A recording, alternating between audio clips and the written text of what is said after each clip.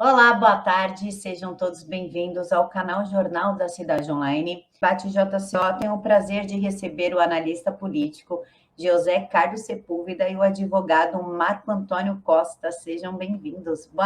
Eita, ia falar boa noite. Boa tarde, Marco Antônio.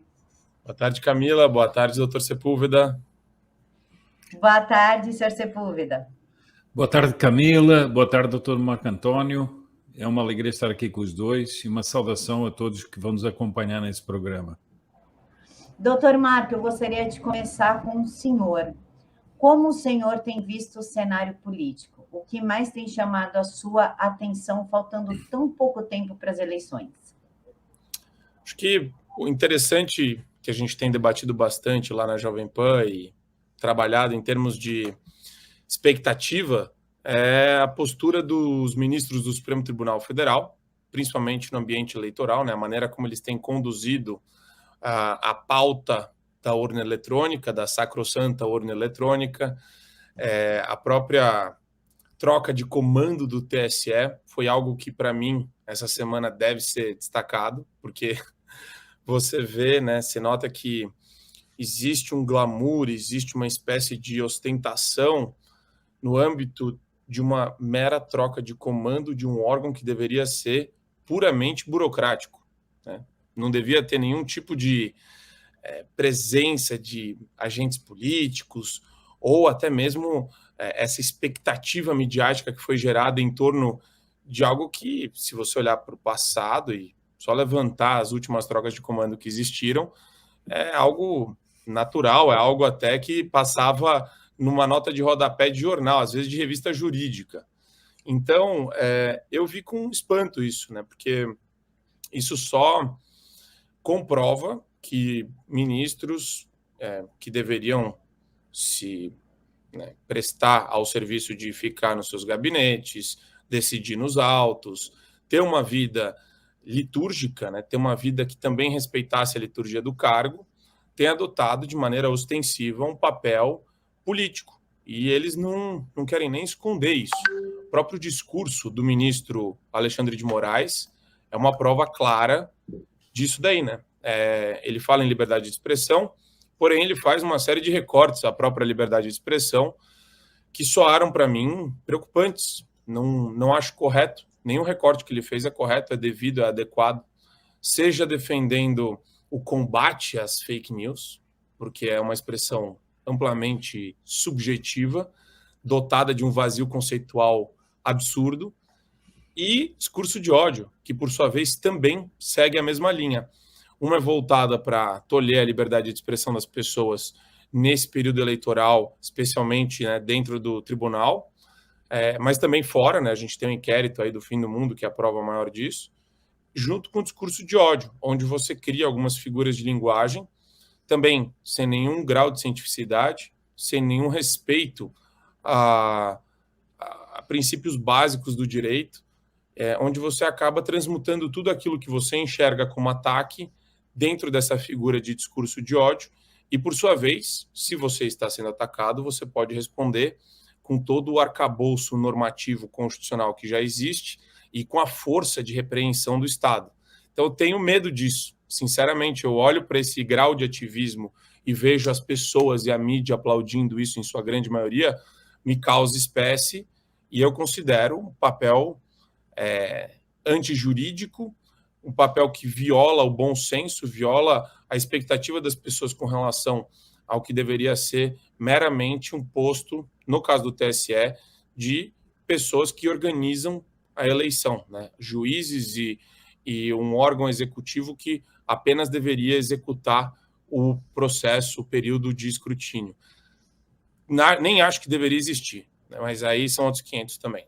A Justiça Eleitoral, no caso, acho que deveria ser uma outra organização. Acho que é uma organização extremamente burocrática e onerosa para nós, cidadãos. Obrigada, Marco. Senhor Sepúlveda, qual a sua preocupação nessa questão da posse do Alexandre de Moraes? O que está acontecendo no TSE? Como o senhor vê esse cenário político? Eu vou na mesma linha. Eu, enquanto o Dr. Marco Antônio dava as opiniões dele aqui, fui tomando umas notas, porque a minha opinião é exatamente muito calcada na opinião dele, enquanto a desproporção da cerimônia que houve.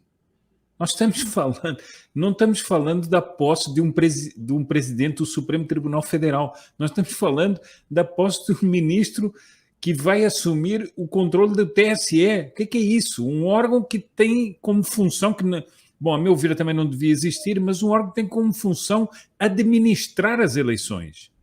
Ora, nós não estamos mais vendo um órgão que administra as eleições. Estamos vendo um órgão que comanda as eleições e vai dando normas para as eleições. Bom, o que é que eu gostaria de chamar a atenção? Qual foi a sensação que eu tive com aquela cerimônia? Aquela cerimônia totalmente desproporcional, parecia quase uma cerimônia de posse de um presidente da República. Aqui parecia uma cerimônia de posse de um presidente da República. Ora, como a política se faz com símbolos também, eu diria o seguinte, que aquela cerimônia consagrou simbolicamente a juristocracia no país. A juristocracia que nós estamos vivendo no país, essa tirania juristocrática foi consagrada naquela cerimônia. Porque então o poder máximo ficou... Veja bem, o Fernando Henrique escreve um texto em que ele diz é o homem certo na hora certa e no lugar certo. O que é isso? O que é isso? Parece que o Brasil entrou numa convulsão e que agora tem um homem que dirige o país. O que é isso? Bom, mas eu agora passo para a questão das fake news e do discurso de ódio. Como é possível que um ministro do Supremo Tribunal Federal e que vai presidir as eleições fale de perseguir duas figuras que não fazem parte de nenhuma legislação? Não há crime de fake news, não há nem a definição de fake news. Agora, como é que uma pessoa que está no cargo de importância de um ministro do Supremo Tribunal Federal vai falar da perseguição a fake news e discurso do ódio? Ora, quando nós vamos ver, essas expressões são usadas claramente por ONGs, por organismos internacionais ligados a grupos de esquerda, e elas caracterizam claramente, essas duas expressões caracterizam uma perseguição a opiniões conservadoras. Ora, portanto, ele já apontou ali que vai haver uma perseguição a quem se manifestar numa certa linha. Bom, outra coisa, quando nós vemos no final da cerimônia um candidato como Lula dar tapinha no rosto do ministro, nós perguntamos o seguinte, afinal de contas, esse ministro, ele é um ministro do TSE ou ele é um partidário de uma candidatura? Não se esqueçam que o Sr. Alexandre de Moraes, uns dias antes, tinha feito louvores à leitura da Carta pela Democracia e do ato que houve no 11 de agosto no Largo de São Francisco, que foi um ato claramente de apoio à candidatura do Lula. Quer dizer, agora, e como é que você pode confiar numas eleições comandadas por pessoas que estão assumindo uma posição partidária e uma posição a favor de um candidato? Mas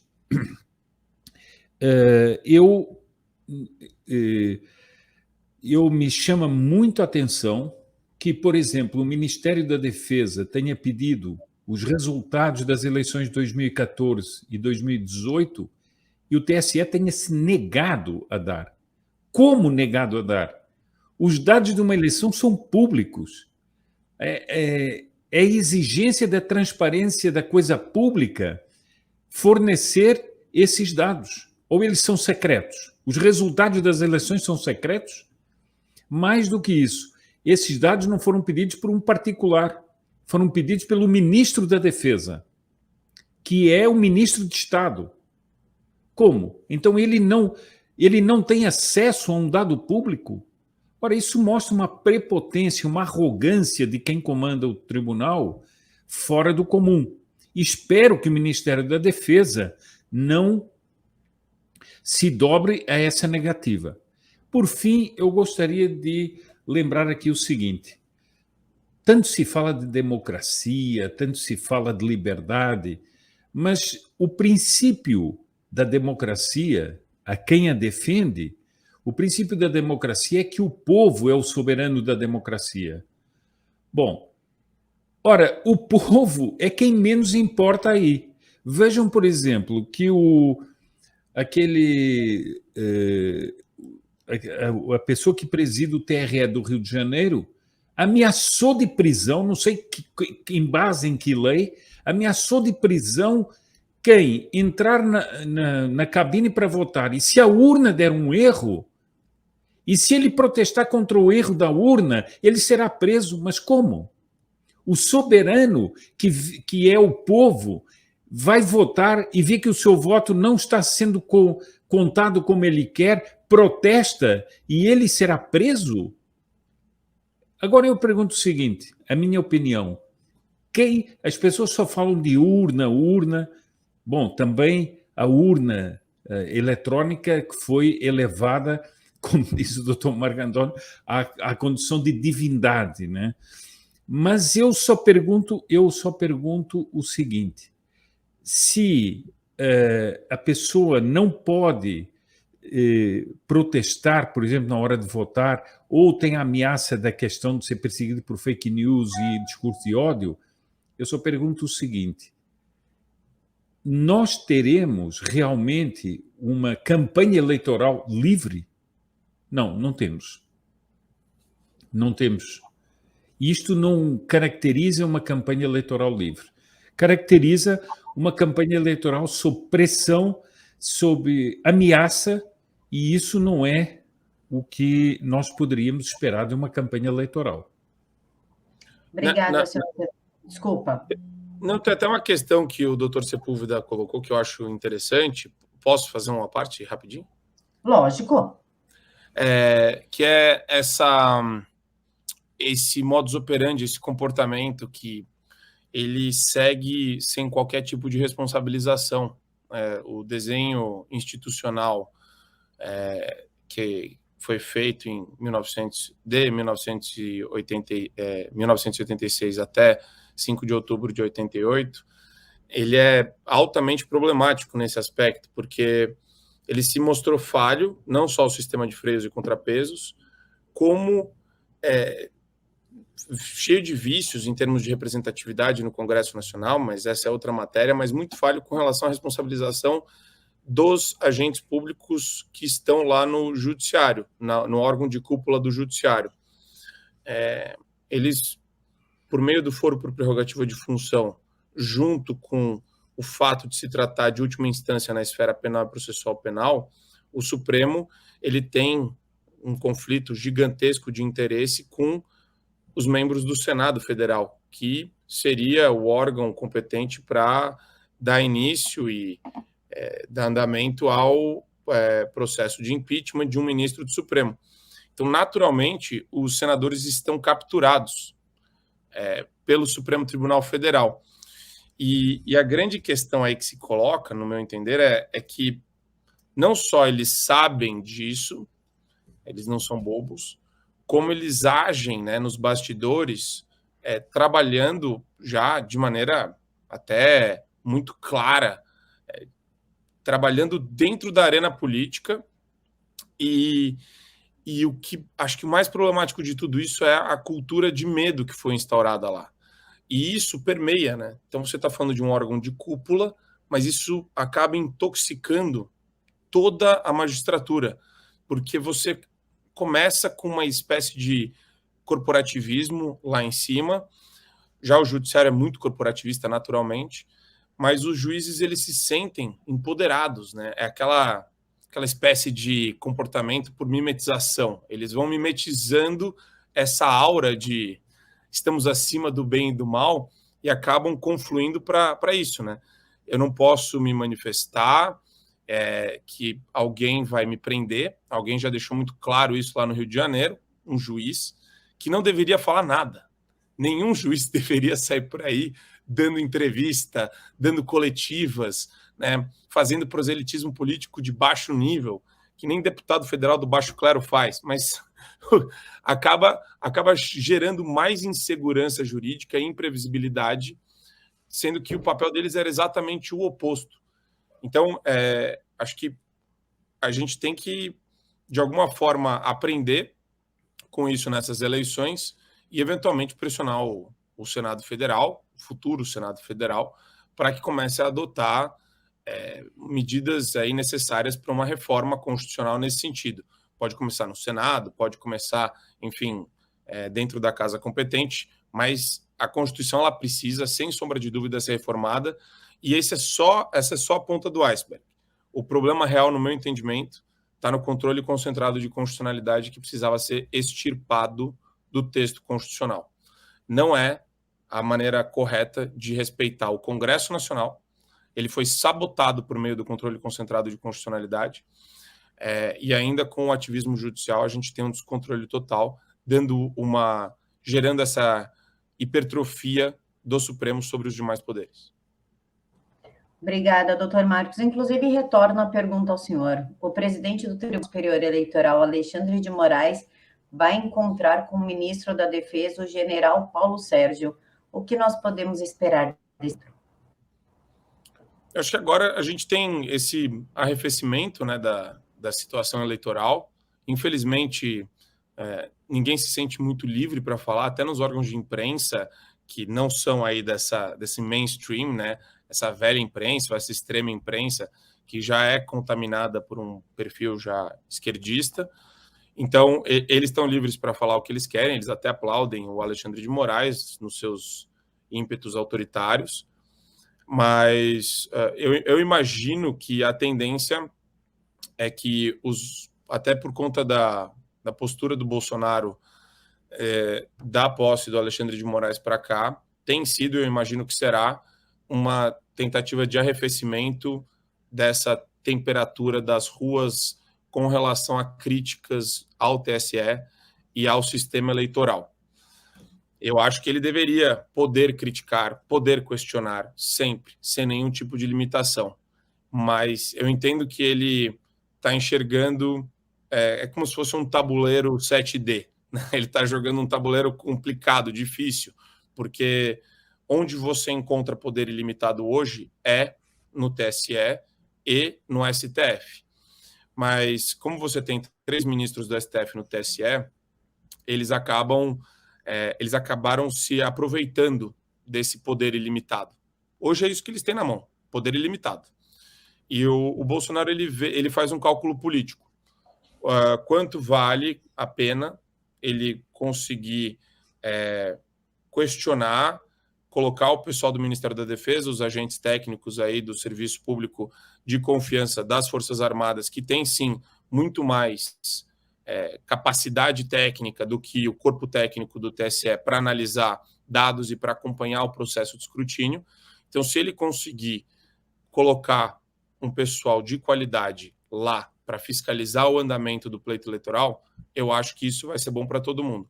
Não é o ideal. O ideal seria a gente poder realmente ter um processo eleitoral rígido, limpo, transparente, que fosse possível questionar, que fosse possível auditar, mas infelizmente não é isso que a gente tem. E não teremos para esse também. Mas pelo menos se a fiscalização for feita por agentes competentes e que estão lá pelas Forças Armadas e podem contribuir para o máximo de transparência possível por meio de uma análise técnica, eu acho que o Bolsonaro está tentando achar esse ponto de equilíbrio junto com o pessoal do TSE. Senhor Sepúlveda, como o senhor vê, então, esse encontro entre Alexandre de Moraes e o ministro da Defesa, general Paulo Sérgio? Bom, eu acho que, que esse encontro se deve, em boa medida, Aqui, o general Paulo Sérgio já tinha pedido uma audiência ao Fachin várias vezes e ele tinha se recusado a dar.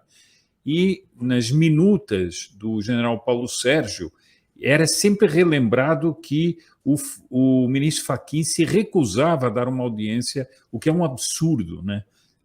Recusar-se a receber um ministro de Estado. Bom, eu acho que o ministro Alexandre de Moraes, para compor as coisas, ele mesmo disse que iria receber o ministro Paulo Sérgio. Eu tiro um pouco das palavras do Dr. Marco Antônio uma ideia que é a seguinte, que mais ou menos se percebe que houve ou está tentando haver uma costura de bastidores. Eu sou totalmente contra isso. Por que eu sou totalmente contra isso? Porque a costura está se vendo que não cessam os ataques e as arbitrariedades do Poder Judiciário e o papel que não é constitucional, que extrapola da legalidade constitucional, que extrapola da legalidade comum. Por exemplo, mais inquéritos sobre Daniel Silveira. Quer dizer, por exemplo, onde é que fica o decreto de graça do presidente? Bom, ele é esfregado na cara do presidente todos os dias pelo senhor Alexandre de Moraes e não acontece nada. Então, isso vai permanecendo, essa inconstitucionalidade cada vez maior, esse absurdo dessa juristocracia vai se consagrando enquanto se fazem nos bastidores conchavos para tentar que as coisas corram minimamente de um modo normal. Isso, para mim, é um grande erro.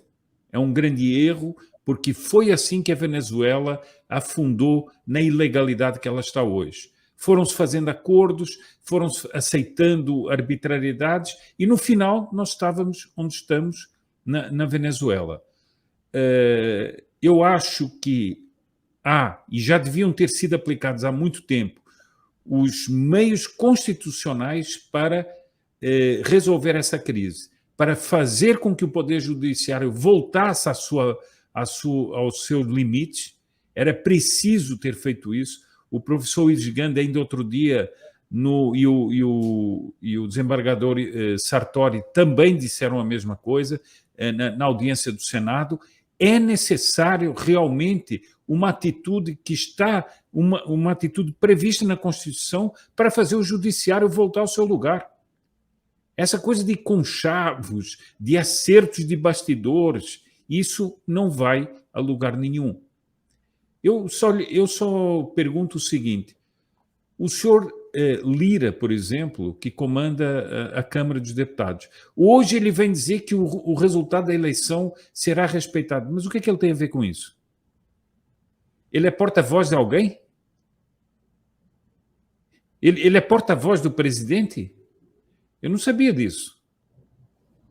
Ou ele é uma força que está fazendo conchavos nos bastidores? Quer dizer, então tudo é muito estranho. Depois o senhor Lira, o senhor Pacheco e o senhor Toffoli hoje vêm dizer que é preciso controlar as redes sociais. E o senhor Toffoli diz que os militares não vão subir ao poder, mas quem é que disse que os militares iam subir ao poder? De onde é que vem essa narrativa? Veja que eu digo o seguinte, o Brasil está sendo submetido a uma espécie de grande exercício de inversão da verdade. Você sai daquele absurdo daquela cerimônia em que o ministro Alexandre de Moraes é agressivo com o presidente da República, o próprio Nunes Marques não bate palmas, porque eu estive vendo as imagens, ele não bate palmas para o discurso do Alexandre de Moraes, o Marco Aurélio Melo faz o comentário que faz sobre um discurso nefasto, como ele qualificou o discurso do ministro Alexandre de Moraes, e a imprensa diz que o golpista é o Bolsonaro. Mas golpista do quê? Qual foi o golpe que o Bolsonaro deu?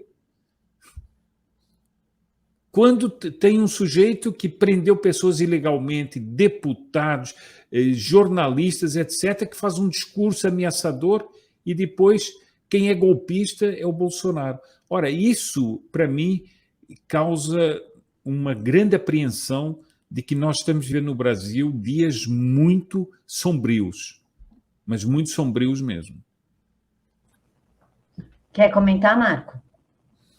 Eu partilho integralmente da opinião do Dr. Sepúlveda, porque, nesse caso, quando eu faço uma leitura que o Bolsonaro está tentando baixar a temperatura, é que ele tem um lado político, ele tem uma leitura política da situação, ele tem uma eleição pela frente, então ele está fazendo um cálculo diferente. Agora, diferente do que, por exemplo, um cálculo do ponto de vista acadêmico e até mesmo mais voltado para a verdade sobre como que a gente conserta isso, como que a gente conserta esse desenho disfuncional republicano que a gente criou.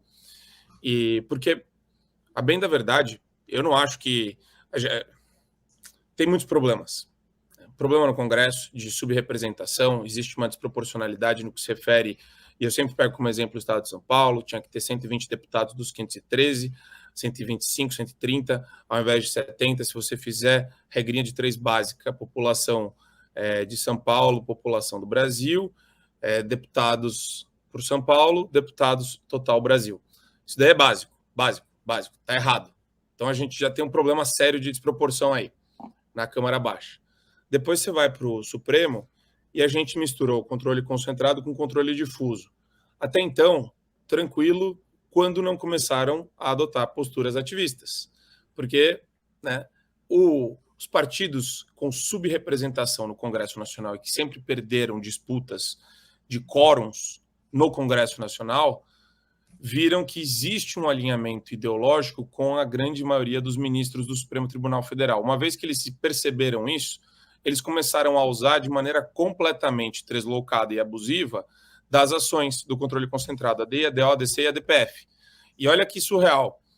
O que é a arguição de descumprimento de preceito fundamental? Ninguém sabe, ninguém viu, ninguém entende isso direito. Por quê? Porque quem criou o conceito de preceito fundamental foi o Supremo por meio da sua jurisprudência. O que é a jurisprudência do Supremo? Por meio dos próprios entendimentos sobre o que é a DPF. É como se fosse um processo de significado e significante que eles vão atribuindo com o tempo dentro de o que eles entendem que é a função deles.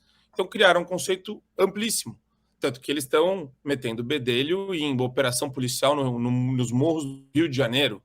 A DPF serve para qualquer coisa que eles entendem como preceito fundamental entra como preceito fundamental.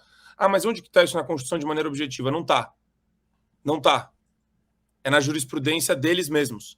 Então é como se você desse, Camila, eu desse a oportunidade de você se atribuir mais poder com o tempo, por meio das decisões que você mesma adota. Quer dizer, isso é completamente disfuncional. É até ridículo se você parar para pensar em termos de estrutura de separação entre os poderes. Você acaba percebendo que a gente criou um mecanismo de incentivo para partidos que não têm representação, mas que têm alinhamento ideológico com os ministros, e acabaram utilizando essa via direta. Então, eles não estão nem aí se a lei é aprovada no Congresso Nacional, se a lei que eles querem é aprovada ou não no Congresso Nacional. Porque, uma vez publicada, eles podem bater na porta do Supremo no dia seguinte, e eles fazem isso de maneira recorrente. Então, é triste, porque isso eu estou falando só fazendo uma análise do ponto de vista acadêmico. Aí você tem um elemento pior até, que é a politização do judiciário e o ativismo judicial, que são 2 vícios terríveis, que deveriam ser expurgados de qualquer ambiente judiciário. E a gente vê o contrário, a ostentação disso no ambiente judiciário e como isso tem permeado para outras esferas. Delegado de polícia, ativista, a Denise, que está dando andamento a esses inquéritos completamente abusivos. A gente tem visto isso por membros do Ministério Público, membros da Defensoria Pública no âmbito estadual. Então, quer dizer, isso está permeando todo o sistema judiciário brasileiro. E é um negócio horroroso, porque a gente fica feliz de falar, poxa, estamos nos desenvolvendo economicamente. Que bom, temos um governo que se preocupa com isso. Mas tem uma âncora atrás. O Ministério Público Ambiental é uma âncora para o Brasil, cheio de ativista. Esse pessoal de direitos humanos das defensorias públicas no âmbito estadual, âncora. eles só trazem problemas falsos para o nosso país. E daí a gente fica gastando tempo debatendo e decidindo no Supremo Tribunal Federal que racismo é igual a homofobia. Então, é por todos os lados que essa insegurança acaba atingindo a gente. E aqui eu fugi um pouco até do tema, mas é porque eu vejo que eles criaram esse caldo que torna tudo possível. E eu sinceramente enxergo que uma boa estratégia, se o Bolsonaro for habilidoso, ele vai, né? Eu entendo que, do ponto de vista eleitoral, ele tem aí a possibilidade, uma bela possibilidade de ganhar. Eu inclusive, acredito nisso. Eu acho que ele vai ganhar. Se não houver fraude, ele vai ganhar. Agora, se ele conseguir colocar um número adequado de senadores, a primeira coisa, a ordem do dia na próxima legislatura é empichar o ministro do Supremo Tribunal Federal. Aí a gente vai ver, né, dentro de um governo já reeleito, como que isso pode ser procedido no âmbito do Senado, para começar a ter algum senso de responsabilização, porque a nossa visão agora é os ministros são completamente inimputáveis. E passa para a sociedade, e todo mundo vê isso, que é uma espécie de impunidade. Tudo pode ser feito lá sem qualquer tipo de punição. E acho que o anseio popular é: precisamos punir um ministro com a saída dele do cargo, eventualmente aí nessa próxima legislatura, se os astros se alinharem nesse sentido. Acho que é uma expectativa popular. Marco, eu vou já direcionar para o senhor Sepúlveda, mas já que você vai para lançar um curso agora, né? Acho que 7 de setembro, em setembro você vai lançar um curso a respeito dessa guerra política, a guerra de narrativa, tudo. Eu gostaria de saber o seguinte: o ministro Alexandre de Moraes prorrogou um inquérito contra o Daniel Silveira por mais 30 dias. Não só esse, ele também prorrogou da milícia digital, das fake news, enfim. Apesar da graça concedida pelo presidente Jair Bolsonaro. O ministro do Tribunal Superior Eleitoral, o Carlos Orbach, suspendeu os repasses da campanha do Roberto Jefferson. Por que o Silveira e o Jefferson estão incomodando tanto? Eu acho que eles viraram uma espécie de bode expiatório. O bode expiatório porque é muito fácil. Você vê que qualquer tipo de execração pública ela é muito temerária, mas ao mesmo tempo ela é muito fácil para quem perpetra ela, especialmente se essa pessoa tem poder. Poucas pessoas vão se colocar ao lado de Daniel Silveira, ao lado de Roberto Jefferson, porque eles confundem a figura dessas duas pessoas, o passado, a origem, a história de cada um deles, com uma grave injustiça que tem sido cometida hoje com cada um deles. As pessoas elas têm medo de se associar a alguém e achar que porque eu estou defendendo aquela pessoa contra uma grave injustiça, por associação eu aprovo o comportamento dela, ou tudo que ela falou, ou tudo que ela fez. E eu acho que isso é um problema seríssimo. Eu sinceramente, eu tenho uma grande afinidade com o Daniel Silveira, considero ele uma pessoa muito, muito legal. Ele foi muito legal comigo nas conversas que a gente teve.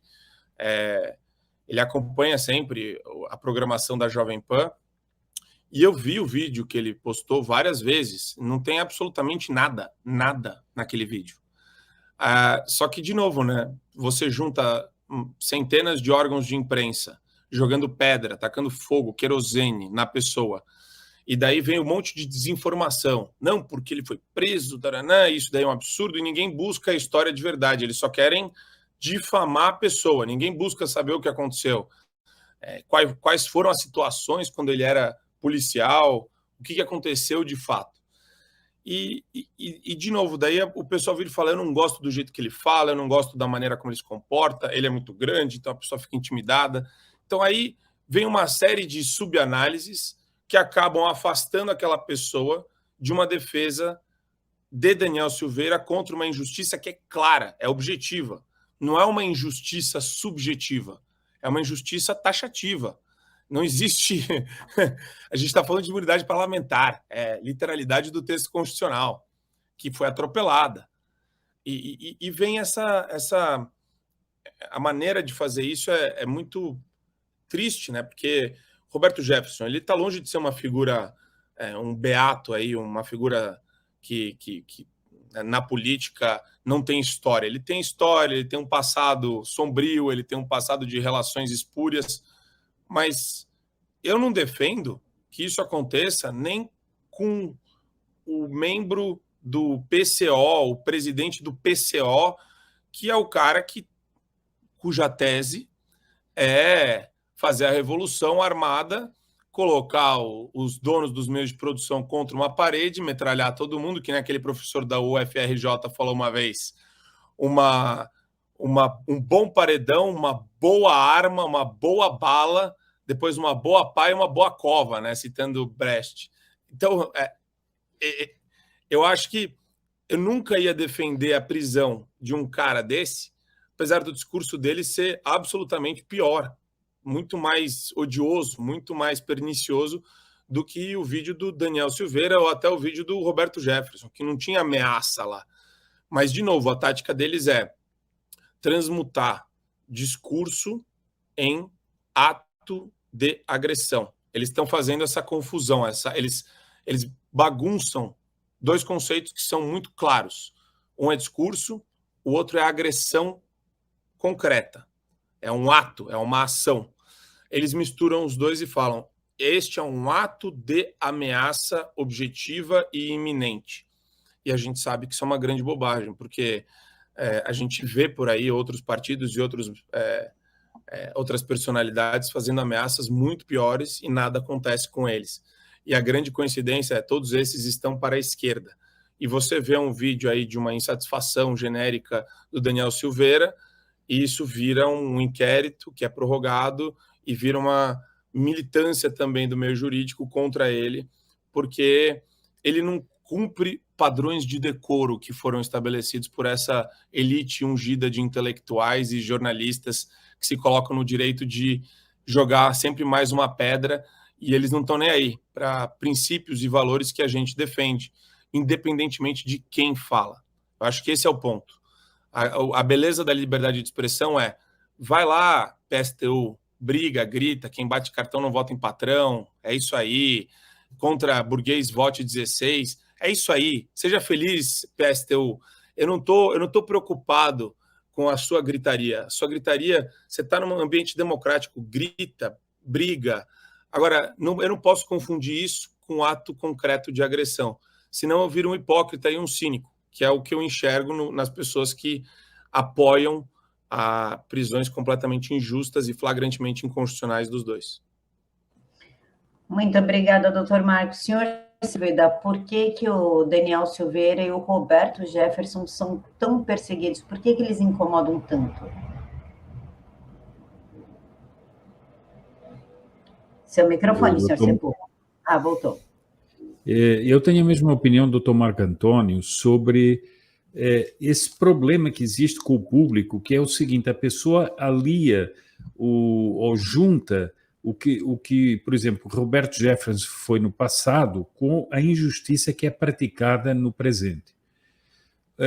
Vejam que, por exemplo, o Roberto Jefferson, ele foi um dos pivôs do Mensalão, mas ele também foi um dos pivôs que denunciou o Mensalão e acabou expondo as entranhas podres do PT. Ele pagou por isso. Ele ficou preso. Portanto, ele já pagou por isso. Agora, eu creio o seguinte: primeiro, por que Roberto Jefferson incomoda tanto? Há uma famosa entrevista dele, um famoso vídeo que é uma entrevista, eu creio que foi para o Jornal da Cidade Online, que foi das entrevistas mais importantes que ele deu, em que ele descreveu o processo que a Suprema Corte estava estabelecendo no Brasil para levar uma ditadura parecida com a da Venezuela. E ele foi fazendo as equiparações do que aconteceu na Venezuela e do que aconteceu aqui. É uma entrevista gravíssima em que ele dá fatos concretos, ele mostra, por exemplo, o benefício ao narcotráfico, ao crime organizado, etc, etc. Bom, isso é uma coisa. Depois, o Daniel Silveira, ele foi um deputado que esteve sempre bastante alinhado com o presidente e também disse que era preciso revelar ao país a podridão que estava por trás do abuso de poder da Suprema Corte. Ora, isso era uma coisa que não se podia, aspas, eles não podiam permitir. E por isso essa perseguição ferrenha. Mas, a meu ver, a questão também do Daniel Silveira tem a ver com o decreto de graça. Ou seja, quando o presidente fez isso, o presidente encostou a Suprema Corte às cordas. Eles ficaram realmente desarmados. Então, eles decidiram, uma vez mais, afrontar o Poder Executivo. E até agora, o Poder Executivo continua a ser achincalhado por eles. E é isso que eu acho que não devia estar em certos cálculos políticos. Eu vou só dar aqui um exemplo que está fora desses dois casos, mas para mostrar o seguinte, como os ministros, e no caso concreto o ministro Alexandre de Moraes, manipula as informações, por exemplo, no discurso. Quando ele diz assim, nós somos a única democracia do mundo que apura e dá o resultado da eleição no próprio dia. Bom, é o caso de perguntar o seguinte, qual é a importância de dar no próprio dia ou no dia seguinte? Qual é a importância? Bom, mas qual é a importância quando a pessoa só vai tomar posse em janeiro? Mas eu digo mais, isso é uma mentira, porque Portugal teve eleições este ano, foi dado o resultado no próprio dia. Voto em papel e caneta. A França teve eleições esse ano, foi dado o resultado no próprio dia, voto em papel e caneta. A Colômbia teve eleições esse ano, os resultados foram dados no próprio dia, no primeiro e no segundo turno. Voto em papel e caneta. Então, esse ministro depois vai falar de fake news? Agora, o que você vê nessa distorção da verdade, você vê também nos processos contra Daniel Silveira, contra o Roberto Jefferson e mais. Essa arma de ficar prorrogando inquéritos ilegais o tempo todo. Há uma entrevista hoje aí do Procurador-Geral da República dizendo que o ministro Alexandre de Moraes está violando a cláusula pétrea da Constituição em matéria de processo penal. Mas e o que é que isso interessa? Ele vai lá e faz um discurso pela democracia. Perfeito, senhor Sepúlveda. Inclusive, essa entrevista que o senhor falou do Roberto Jefferson realmente foi aqui no Jornal da Cidade Online o que desencadeou toda a perseguição contra ele. Marco, as pesquisas eleitorais encomendadas pela Folha colocam o Lula na frente, apesar do ex-presidiário não conseguir botar a cara na rua e nem juntar mais do que 100 pessoas nos comícios, enquanto o presidente Bolsonaro é totalmente aclamado e junta ali aos centenas de pessoas. Qual o objetivo real dessas pesquisas? E se existe tanto combate a fake news como eles dizem, isso não deveria ser considerado fake news? Os institutos de pesquisa, eu tenho para mim que eles devem ser analisados sempre individualmente. É como se fosse marca de cerveja, né? Você gosta de uma cerveja porque ela tem uma composição específica. E você tem várias marcas e você escolhe com base nisso. Me incomoda muito essa presunção de que temos que acreditar em todos, né? Eu acho até sinceramente, acho meio burro isso. Tem que acreditar em todos. Pega a baciada e leva tudo para o mesmo balaio. Faz tudo parte do mesmo conjunto de órgãos que nós devemos acreditar ou dar crédito ou dar credibilidade. Eu acho isso meio tolo, sinceramente. Então, selecionando individualmente, você vê, eu não confio em nenhum, mas individualmente eu falo, poxa, eu desacredito no método da grande maioria deles. Acho que, primeiro, porque vamos pegar o Datafolha como exemplo, né? Existe um grupo aí, Existe o UOL, existe o Instituto Datafolha, existe a Folha, a revista Piauí, existe a agência Lupa, e eu vejo que todas essas entidades estão contaminadas por militantes. Aí você fala, não, mas o Instituto Datafolha tem um grau maior de cientificidade, porque senão como que eu vou prestar esse serviço se eu não tiver credibilidade ou agir de maneira neutra, isenta e objetiva? Você fala, tudo bem, então vamos analisar o questionário que vocês fazem antes de perguntar o voto da pessoa. Aí você vê um questionário eivado de perguntas que induzem a pessoa a algumas respostas que são padrão. Então, eu vejo com bastante pé atrás. Eu posso confiar a partir de uma perspectiva de tendências. Então, eu falo, sim, existem duas tendências aí, mas isso está posto até mesmo no debate público. Você percebe que existem dois candidatos que têm aí o Lula. Eu parto da premissa que existe uma tendência básica de petistas ou esquerdistas de votarem nele, e isso pode variar de 20% a 30% da população, via de regra. E depois eu vou para a questão do Bolsonaro, que é a aclamação popular, é a popularidade dele, é a maneira como ele consegue mobilizar as pessoas nas ruas e nas redes sociais. Isso são dados aí da realidade, né? A gente consegue levantar isso empiricamente. Mas eu vejo que talvez, né, a gente esteja passando por um processo de ressignificação dos órgãos de comunicação, dos meios de comunicação, e talvez também desses institutos, porque o instituto sempre existiu porque ele foi comprado, ele foi, de alguma forma, a pesquisa é comprada por alguém, ela é encomendada por algum grupo, e às vezes esse grupo tem um interesse. Então, você consegue perceber que tem vários elementos aí que geram uma espécie de desconfiança e ceticismo nosso para não acreditar nessas fotografias. E essas fotografias, elas também têm uma questão posterior, né? Isso eu estou falando no momento prévio à pesquisa. Alguém compra, tem um militante lá dentro, tem um ativista lá dentro, e eu não confio muito nisso. Depois, tem o caráter posterior à publicação da pesquisa, que é, putz, então está dado que o Lula vai ganhar no primeiro turno. Tem aquele clima de já ganhei. Isso pode empurrar as pessoas a decidir para o Lula de alguma forma. Isso pode contribuir para a campanha dele, objetivamente, concretamente. Então, esse é um ponto que me gera ainda mais um elemento de desconfiança para a maneira como se organizam os institutos de pesquisa hoje no Brasil.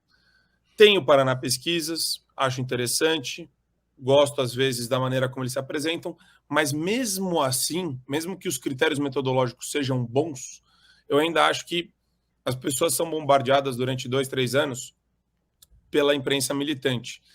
E eu ainda acho que existe um processo de depuração dessas pessoas no período eleitoral, onde elas vão, de alguma forma, acordar ou estourar a bolha delas e enxergar que das duas opções, uma é completamente inviável, é injustificável no que se refere à proteção da sua propriedade, da liberdade de expressão, da liberdade, das suas liberdades individuais. Então, a gente que fica acompanhando de perto o debate, a gente já tem uma posição pré-concebida, uma pré-compreensão da realidade a respeito disso. Mas muita gente que está chacoalhando no busão, às vezes tem aquele nojo estético do Bolsonaro que demora um tempo para acordar, para abrir, para deixar de ver isso como algo relevante. E passam a entender que, dentro de uma perspectiva entre Lula e Bolsonaro, é que nem a brincadeira que o pessoal faz, né? Você quer um picolé de limão ou você quer um picolé de cocô, sabe? Não existe uma comparação que seja ponderada e razoável nesse sentido. É um negócio completamente desproporcional. Então, eu enxergo que as pessoas vão passar também, eventualmente, por um processo de depuração, mas as pesquisas estão longe de serem a fotografia do momento. Eu não consigo enxergar o Lula estagnado, sem nenhum tipo de alteração, e o Bolsonaro, às vezes, cresce, baixa um pouquinho, cresce, baixa um pouquinho. Eu acho que isso daí tem uma imprecisão metodológica gigantesca e eles não se preocupam em gerar credibilidade, até porque eles já foram desmentidos várias vezes e erraram no passado milhares de vezes. Então, é muito difícil dar credibilidade para o crime perfeito também. porque quando eles erram no passado, eles não têm que se retratar, eles não têm que se desculpar, a pesquisa já está paga, quer dizer, o dinheiro já foi colocado na conta, já pagaram os assessores, já pagaram os pesquisadores, quer dizer, é o crime perfeito. E se errei, errei. Eles erraram com a Dilma, eles erraram como senadora, né? Eles erraram várias vezes, em vários momentos. Então, quer dizer, é uma situação um pouco complicada, porque as pessoas tendem a dar credibilidade para esse tipo de pesquisa, e eu já vejo com muito ceticismo. Eu prefiro enxergar quais são as tendências e partir da premissa que vai ter segundo turno. Eu realmente acho que vai ter segundo turno. Eu acho que não vai ser uma eleição decidida no primeiro turno. Mas eu vejo que o Bolsonaro tem uma capilaridade muito maior do que o Lula, e a manifestação popular é a prova disso. Muito obrigada, Marco. Inclusive, 2016, se não me engano, a Datafolha deu que Haddad ganhava de João Dória para prefeito aqui em São Paulo em segundo turno. João Dória ganhou em primeiro turno. Super acertaram. Senhor Sepúlveda, dá para levar a sério essas pesquisas que são encomendadas pela Globo, Folha? A gente tem como colocar algum tipo de credibilidade nisso? O doutor Marco Antônio, ele, além de ser advogado, né, ser um jurista, e, portanto, ele tem cuidado com as palavras, ele também tem prática dos grandes meios de comunicação. Eu, como não tenho essas duas coisas, quando ele disse assim, os institutos de pesquisa devem ser analisados, eu diria, os institutos de pesquisa devem ser investigados. Era isso que eu diria. Pelo seguinte, por que que eu digo isso? Porque os erros se multiplicam ao longo dos tempos. E são erros crassos. Mas qual é a defesa que faz o Instituto de Pesquisa quando se vê apanhado no erro no dia seguinte da votação? Não. Aqui, toda a pesquisa era uma fotografia do momento. Depois houve uma alteração. Mas, desculpe, durante meses vocês apontaram uma mesma tendência. E, de repente, é que houve essa mudança? Isso é muito estranho. Isso é muito estranho. Há livros na Europa sobre a manipulação das pesquisas. Eu digo, é uma coisa que eu digo, não é só em eleições, não. Nós temos a democracia moderna manipulada por institutos de pesquisa, porque você diz 80% são a favor do aborto. Como é que você vai saber se são a favor do aborto ou não são? Mas é uma maneira de induzir as pessoas a aceitar uma solução que vai ser imposta ou por um tribunal ou por uma medida legal, etc. Então, depois eu vejo como algo muito perigoso, realmente, esse aspecto que o Dr. Marco Antônio chamou a atenção. Existe um problema. Muita gente vai votar o seguinte, eu quero votar em quem vai vencer. Então, ele vendo que alguém vai vencer, ele quer votar e ele se acredita no Instituto de Pesquisa, ele vai ser manipulado para aquilo. Agora, existe um outro aspecto que eu queria chamar a atenção. Faz parte dessa operação de que eu falei antes, de uma contra-verdade, que é fazer com que as pessoas não acreditem naquilo que elas estão vendo, mas acreditem em algo que é uma coisa que vem do Instituto de Pesquisa. É o seguinte, você veja, compare, por exemplo, qualquer manifestação pública em torno do Lula. Nada, não tem ninguém. Depois você vê todos os lugares do país. Você vai para o norte, você vai para o sul, você vai para o centro-oeste, você vai para qualquer lugar, o presidente Bolsonaro tem multidões nas ruas. Isso não grita que depois a outra pessoa tenha 51% dos votos. Quer dizer, depois veja bem, se o Lula não conseguiu, na primeira eleição dele, em que ele foi eleito, quando ele tinha o apoio de todo mundo, quando ele não tinha prevenção nenhuma da sociedade, ele não conseguiu ser eleito no primeiro turno, é agora que ele vai ser eleito no primeiro turno. Quer dizer, tudo isso grita como uma aberração. Agora, no dia seguinte ao erro, eles vão dizer, não, mas aquilo era uma imagem daquele momento. E estão salvos do erro que eles cometeram. e os erros vão se repetindo à vontade.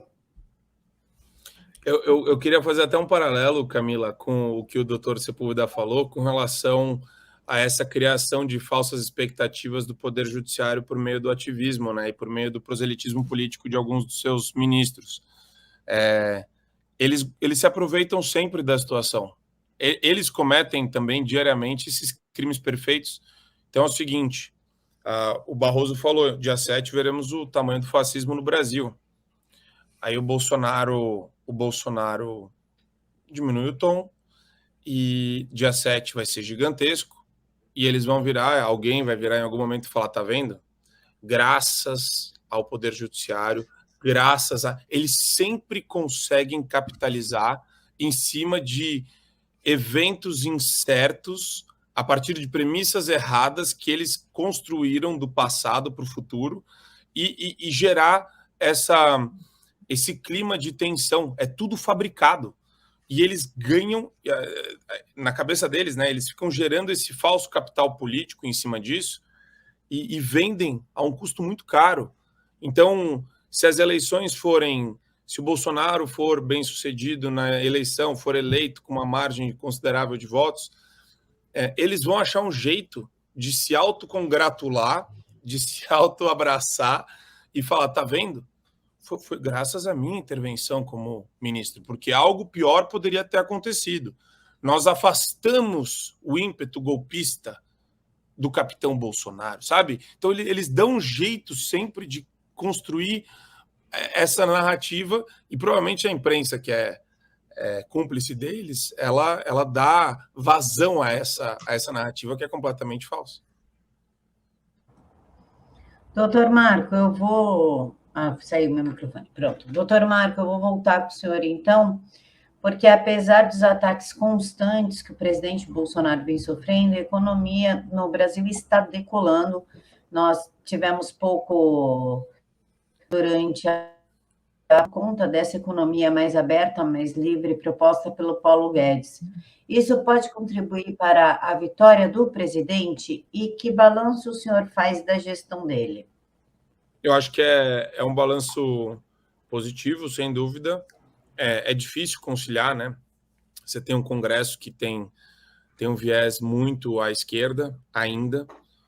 O presidente, ele acertou, ele colocou uma equipe técnica de capacidade e de seriedade inquestionáveis. Então, ele acertou muito em dar essa autonomia para o Paulo Guedes. É evidente que é difícil, né? Ele teve que passar por um período de lockdown, de prefeitos e governadores aí tarados por trancar as pessoas em casa, achando que as coisas se resolvem sem livre comércio, sem empreendedorismo, sem as pessoas abrindo suas lojas, seus escritórios. Então, muita gente foi prejudicada por conta dessa postura autoritária, que foi abençoada pelo Supremo Tribunal Federal.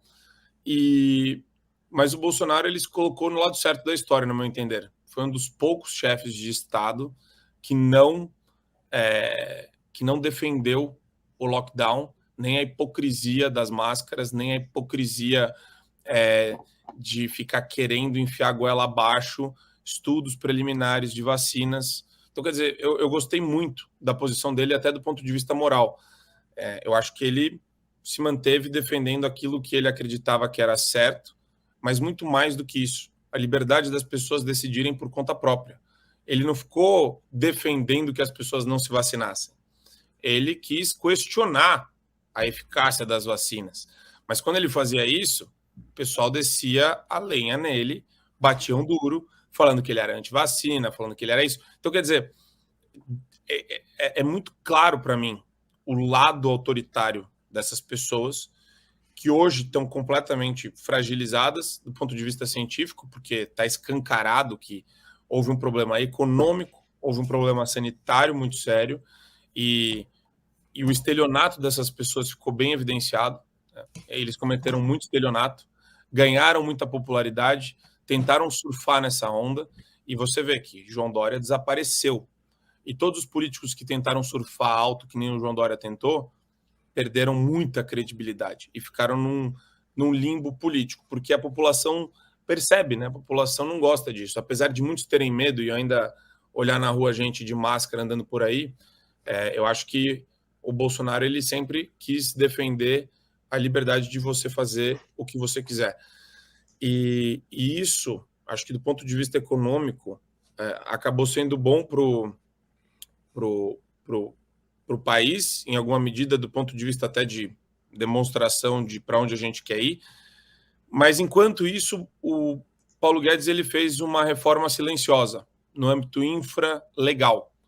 Então, existem uma série, por exemplo, de normas de segurança que foram revogadas, que geravam um custo gigantesco para importadores de equipamentos médicos, de equipamentos hospitalares, de equipamentos para a indústria, para a produção agrícola.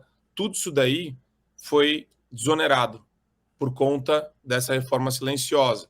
Você tem você tem a lei de liberdade econômica, você tem uma série de ações que foram adotadas pelo governo, também independência do Banco Central, que permitiram uma estabilidade maior no que se refere à condução da agenda econômica no Brasil. A privatização da Eletrobras foi o começo, mas está travado no TCU Correios, aliás, está travado no Senado também, os Correios. Você tem uma série de travas ainda que precisam, de alguma forma, serem trabalhadas e serem continuadas.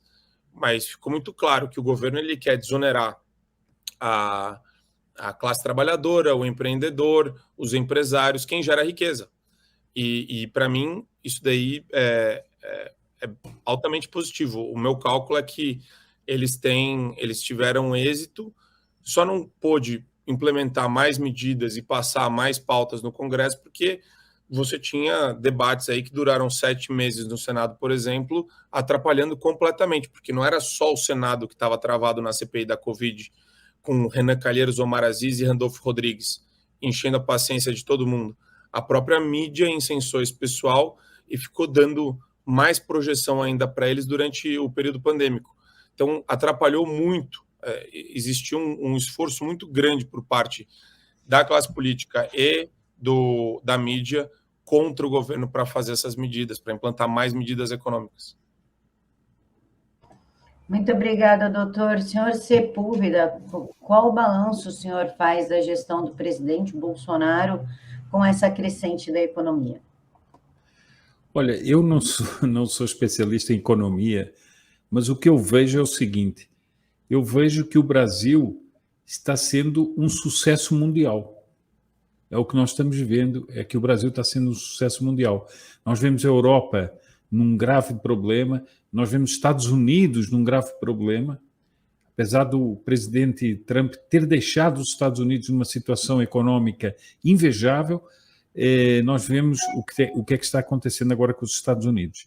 O que eu queria aqui chamar a atenção é o seguinte: nós não tivemos uma pandemia, nós tivemos um pandemônio, que é diferente de uma pandemia, e nós tivemos um pandemônio político e judicial, em que o Supremo Tribunal Federal lançou a anarquia legal em matéria de administração do problema da saúde. Anarquia legal. Cada prefeito faz o que quer, cada governador faz o que quer, e isso estabeleceu a anarquia legal no Brasil.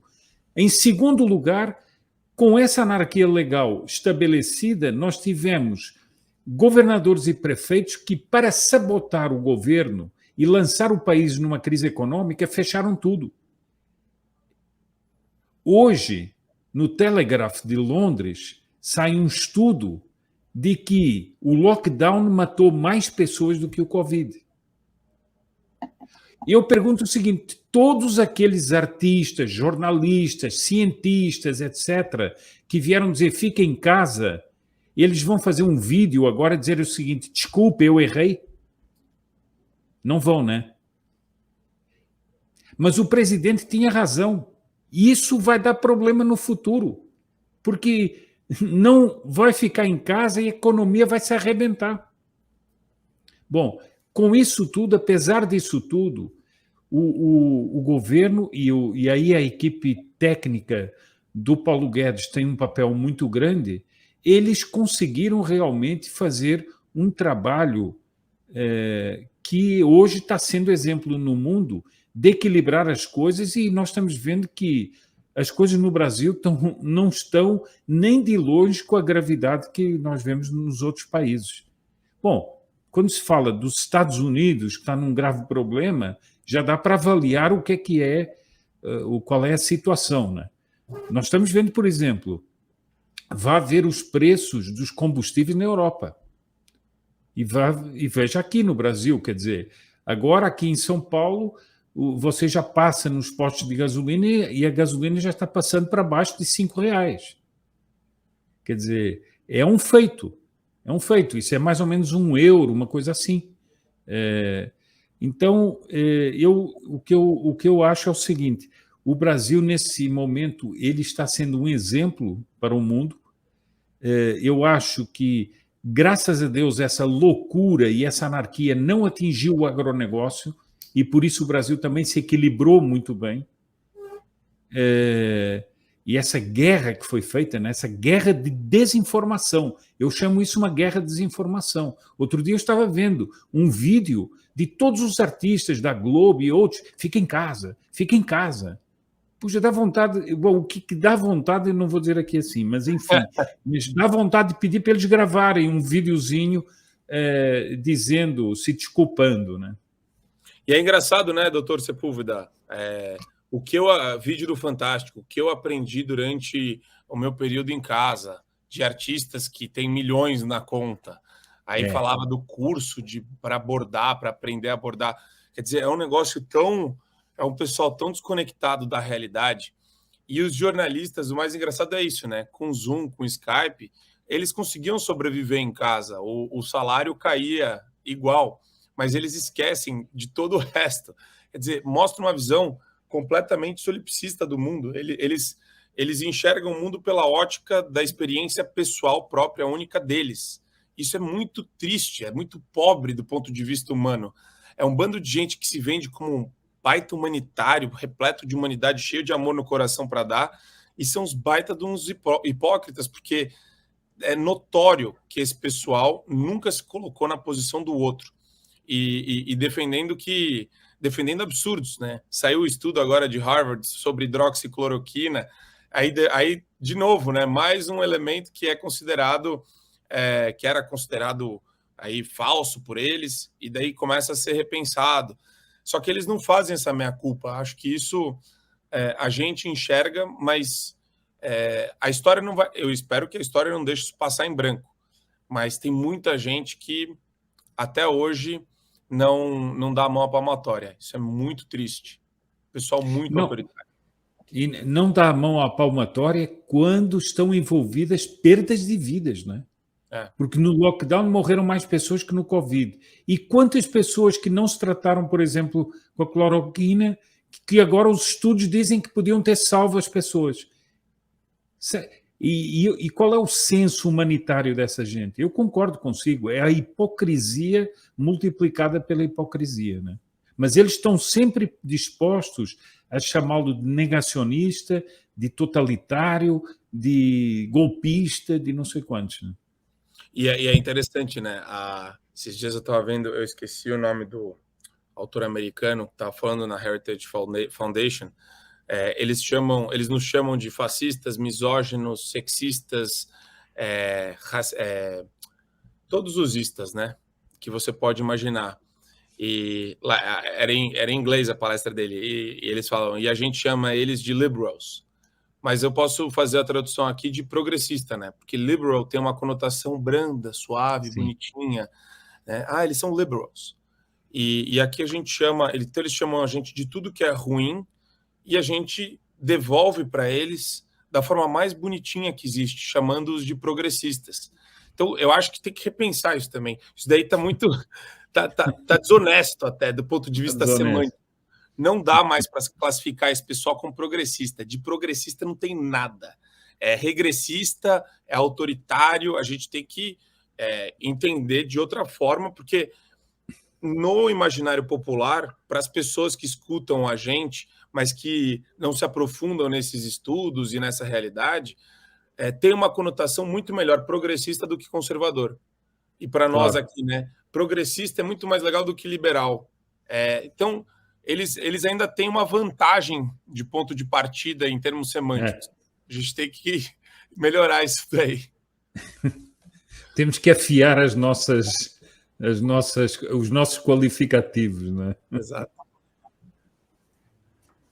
Marco, eu volto a pergunta para você, então. A Argentina está em colapso. A inflação de 71%, pior do que na Venezuela. O Gustavo Petro, novo presidente da Colômbia, aposentou 22 generais e disse que vai legalizar o plantio de maconha. Parece que essa história de liberar maconha, liberar droga no Canadá não deu certo, não. A popularidade de Gabriel Boric está despencando no Chile. Como você está vendo o cenário na América Latina e que recado deixa para o Brasil? Eu acho triste que as pessoas não aprendem com a história, né? A nova Constituição chilena, que vai ser objeto de votação, ela de novo vem com previsões aí relacionando questões de identidade de gênero, vem trazendo falsos conflitos.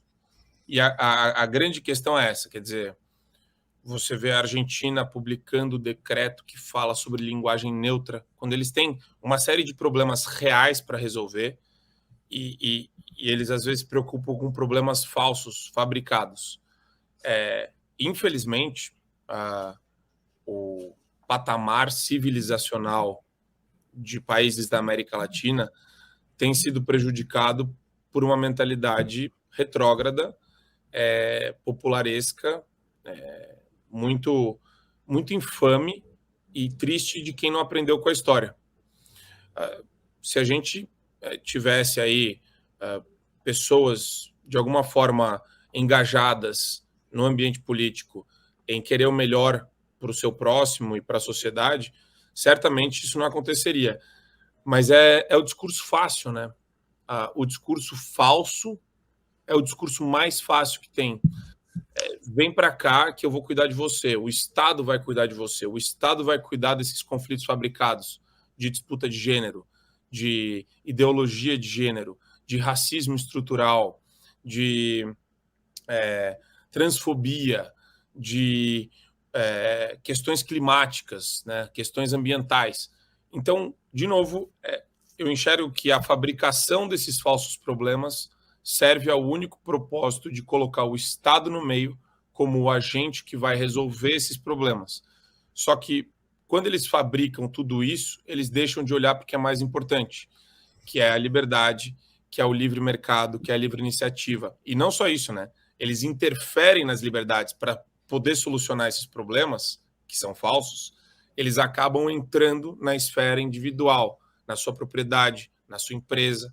Então, eles estabelecem as cotas, eles estabelecem critérios para você se comunicar com as outras pessoas, que são completamente autoritários. Então, eles vão criando mecanismos para se colocarem como os promotores da justiça social e da igualdade no mundo.